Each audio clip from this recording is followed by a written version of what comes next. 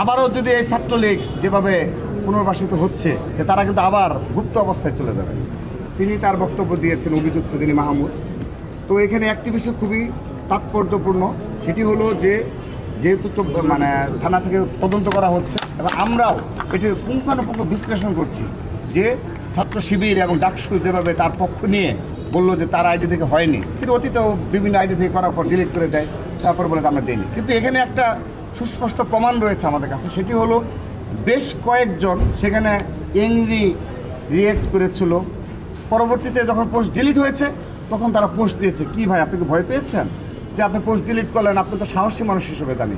সেই পোস্ট কিন্তু আমাদের কাছে রয়েছে এবং নিজ দিয়ে অন্য পোস্টে যাও কমেন্টস করছে যে ভাই আপনার আইডি থেকে আমি দেখে এংরি রিয়েক্ট দিলাম, আপনি কেন পোস্ট ডিলিট করলেন। তো যারা ওই পোস্ট দেখেছে, রিয়েক্ট দিয়েছে এবং যারা কমেন্টস করেছে তারা পরবর্তীতে আবার স্ট্যাটাস দিয়েছে এবং তারা কিন্তু তাদেরই মানে পরিচিত, ছাত্রদলের কেউ না। সেহেতু এখানে এই ঘটনার ভিতর আরও ঘটনা রয়েছে। আমি সেই ধরনের পোস্ট আজকে আরও দুইটা দেখাইলাম, তাদেরই নেতৃত্ব।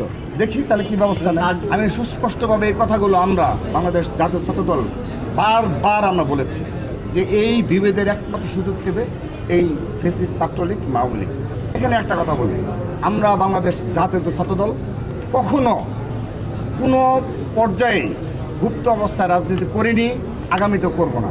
উসমান হাদির সেই বিখ্যাত উক্তি নিয়ে বলতে চাই, আবারও যদি এই ছাত্রলীগ যেভাবে পুনর্বাসিত হচ্ছে কিংবা কেউ না কেউ ঘোষণা দিয়ে ছাত্রলীগ আওয়ামী লীগ পুনর্বাসন করছে, এনসিপি দলে নিচ্ছে কিংবা শিবির তো ইতিমধ্যে তাদের নিয়েছে, তো আগামীতে যখন হবে যদি কোনো কারণে তারা পুনর্বাসিত হয়, এই উসমান হাদির কথায় আমি পুনরাবৃত্তি করতে চাই যে তারা কিন্তু আবার গুপ্ত অবস্থায় চলে যাবে।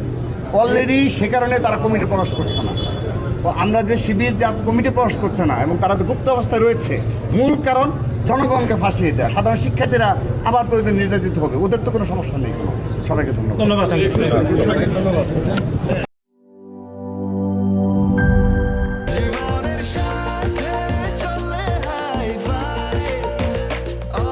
স্বাস্থ্যকর অল টাইম, সব সময় অল টাইম হেলদি লাইফ।